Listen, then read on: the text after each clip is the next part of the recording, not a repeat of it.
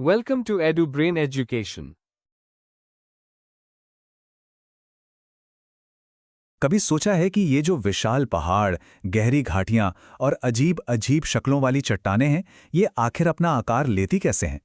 आज हम उन धीमी लेकिन बहुत ही शक्तिशाली ताकतों के बारे में जानेंगे जो चुपचाप हमारी दुनिया को तराशती रहती हैं। जरा इस चट्टान को देखिए, कमाल की कलाकृति है ना? पर सवाल ये है कि एक ठोस चट्टान इस तरह कट कैसे सकती है? वो कौन सी अनदेखी ताकतें हैं जो इसे ऐसा आकार देती हैं? जवाब दो प्रक्रियाओं में छुपा है। तो हमारी इस भूवैज्ञानिक कहानी के दो मुख्य किरदार हैं। पहला है अपक्षय यानी चट्टानों को तोड़ने वाला, और दूसरा है अपर्दन यानी उन टूटे हुए टुकड़ों को उठाकर ले जाने वाला। चलिए इन दोनों को थोड़ा और करीब से समझते हैं। सबसे पहले आता है अपक्षय। ये पहला कदम है। इसका सीधा सा मतलब है चट्टान का अपनी ही जगह पर टूटना फूटना और कमजोर पड़ना। इसमें कोई मूवमेंट, कोई हलचल नहीं होती, बस चट्टान अपनी जगह पर ही टूटती है। और फिर आता है अपर्दन। ये है दूसरा कदम।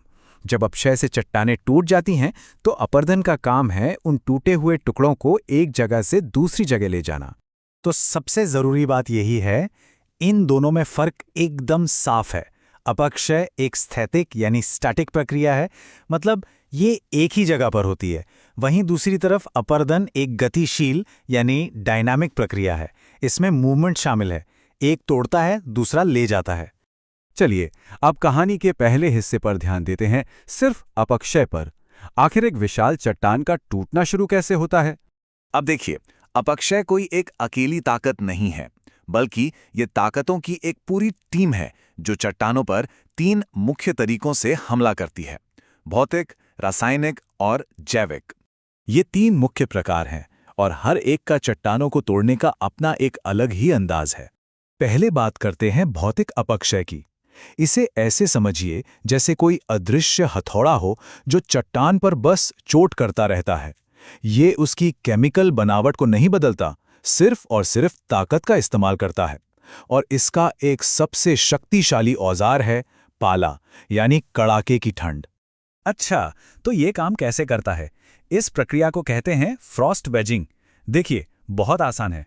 पहले पानी चट्टान की दरारों में भर जाता है, फिर जैसे ही तापमान गिरता है ये पानी जमकर बर्फ बन जाता है, और हम सब जानते हैं जमने पर पानी फैलता है। ये फैलाव दरारों पर जबरदस्त दबाव डालता है, उन्हें और चौड़ा कर देता है।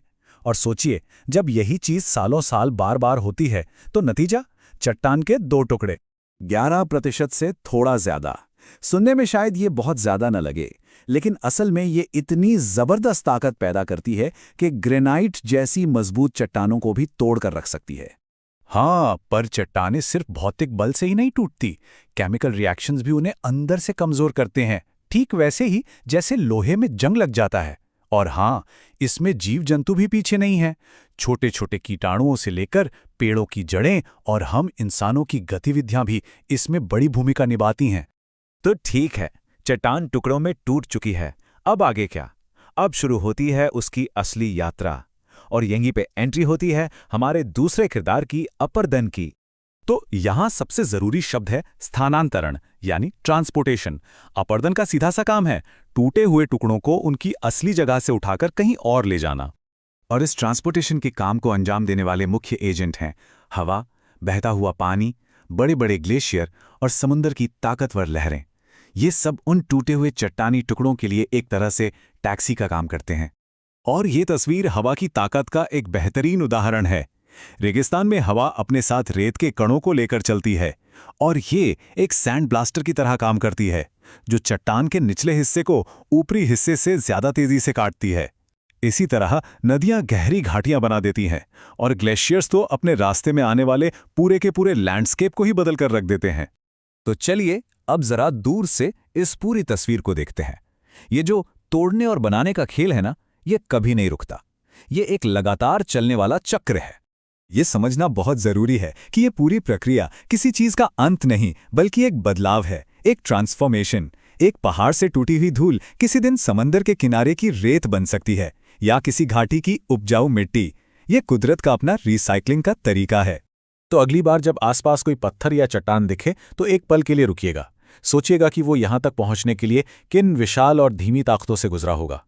हर पत्थर की अपनी एक कहानी होती है,